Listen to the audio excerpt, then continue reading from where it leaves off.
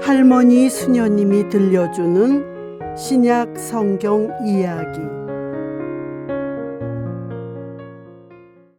하느님의 아들이신 예수님. 예수님께서는 당신이 자라신 나자렛으로 가셔서 안식일이 되자 회당에 가셨지요. 예수님은 자리에서 일어나 이사야 예언자의 두루마리를 펼치고 이런 말씀을 찾아 읽으셨어요. 하느님께서 나에게 기름을 부어주시니 주님의 영이 내 위에 내리셨다. 주님께서 나를 보내시어 가난한 이들에게 기쁜 소식을 전하고 잡혀간 이들에게 해방을 선포하며 눈먼 이들을 다시 보게 하고 억압받는 이들을 해방시켜 내보내며 주님의 은혜로운 해를 선포하게 하셨다. 예수님이 두루마리를 말아 시중 두는 이에게 돌려주시고 자리에 앉으시자 회당에 있던 사람들이 모두 예수님을 바라봤어요. 예수님은 그들에게 말씀하셨어요. 오늘 이 성경 말씀이 지금 이 순간 너희가 듣는 가운데에서 이루어졌다. 사람들은 예수님을 칭찬하며 그분이 하신 은총의 말씀에 놀랐어요. 하지만 예수님의 말씀을 믿지 않으며 이렇게 말하는 이들도 있었어요. 아니, 어떻게 저 사람이 주님의 아들이란 말인가? 저 사람은 나자렛에 사는 요셉의 아들이 아닌가? 예수님께서는 그들을 보고 말씀하셨어요. 당신들은 틀림없이 내가 가파르나움에서 하였다는 그 일들을 여기 내 고향에서도 해보아라 할 것이다. 하지만 나는 너희에게 말한다.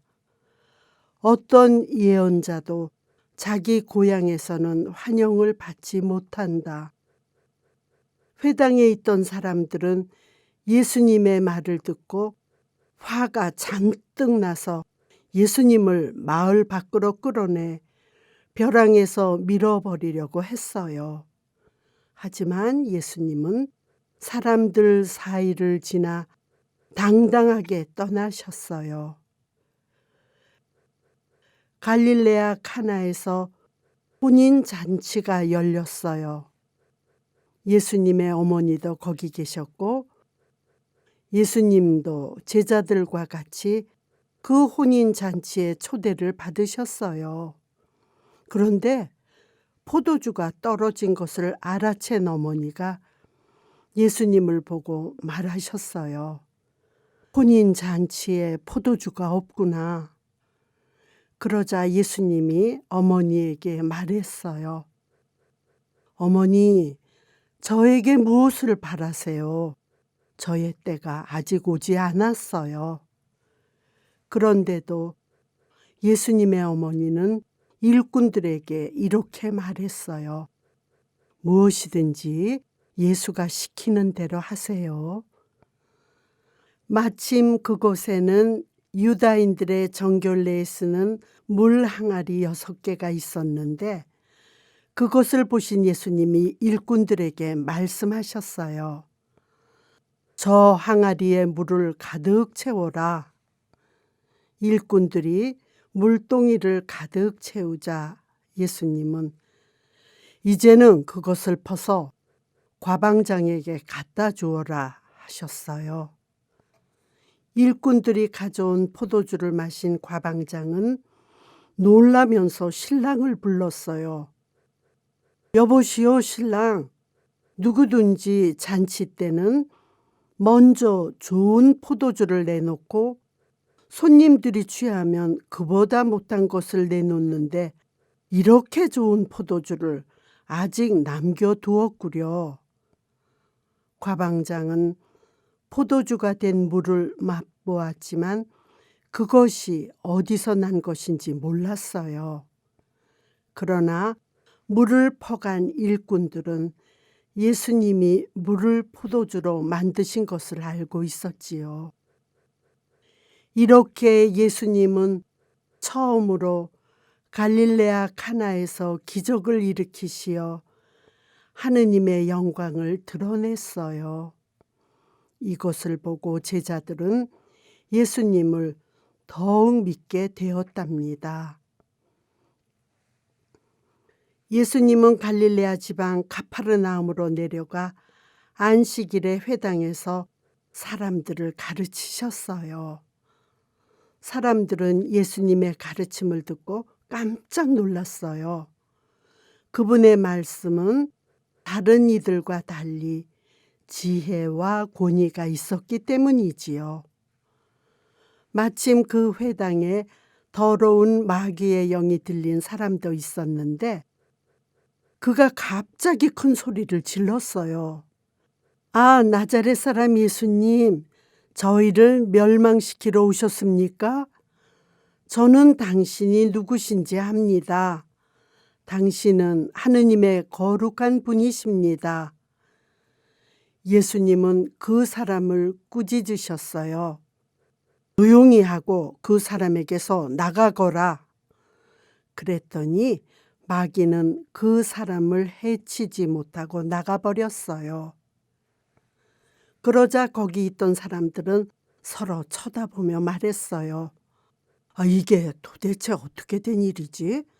저분이 권위와 힘을 가지고 명령하니 더러운 영들도 힘을 쓰지 못하고 달아나 버리네. 기적을 일으키는 예수님의 소문은 널리 퍼졌지요. 예수님께서 회당을 떠나 시몬의 집으로 가셨어요. 시몬의 장모가 열병에 걸려 고생하는 걸 본 사람들이 예수님께 도와달라고 했기 때문이에요. 예수님이 그 부인에게 가셔서 열을 꾸짖으시자 병이 나았어요. 그러자 부인은 즉시 일어나 예수님의 시중을 들었어요.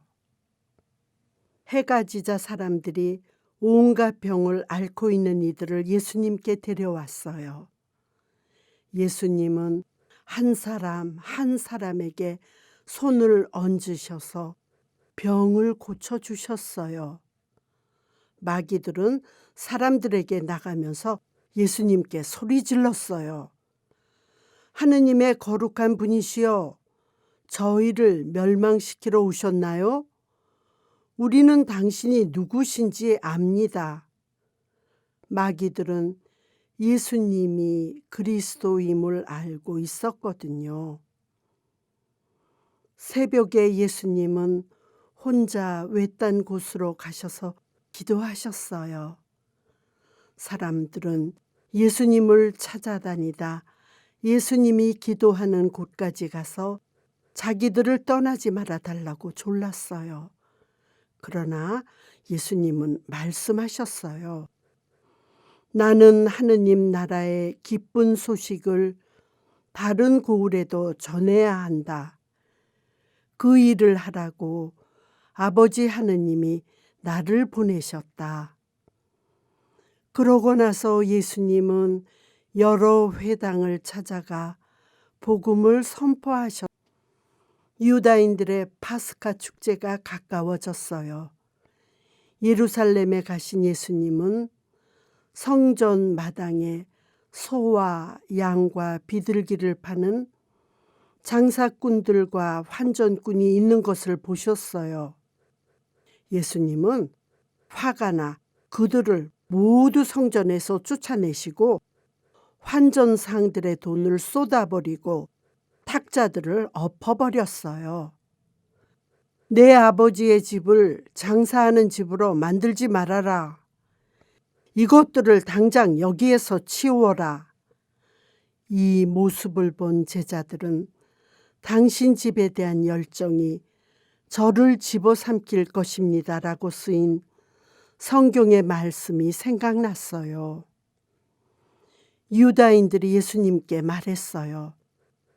당신이 이런 일을 해도 된다는 무슨 증거를 보여줄 수 있어? 그러자 예수님께서 그들에게 대답하셨어요. 이 성전을 허물어라. 그러면 내가 사흘 안에 다시 세울 것이다. 유다인들이 예수님을 비웃으며 말했어요. 아니, 46년이나 걸려 지은 성전을 무슨 재주로 당신이 겨우 사흘 안에 다시 세울 수 있다는 거요? 예수님께서는 그들에게 말씀하셨어요. 성전을 사흘 안에 다시 세우겠다고 한 내 말이 무슨 뜻인지 나중에 알게 될 것이다. 예수님이 성전이라고 하신 것은 당신 몸을 두고 하신 말씀이었어요. 제자들도 그때는 예수님의 말씀을 알아듣지 못했어요. 그러다가 예수님이 죽은 이들 가운데에서 사흘 만에 되살아나신 후에야 이 말씀을 기억했어요. 그리고 성경과 예수님의 가르침을 더 깊이 믿게 되었답니다.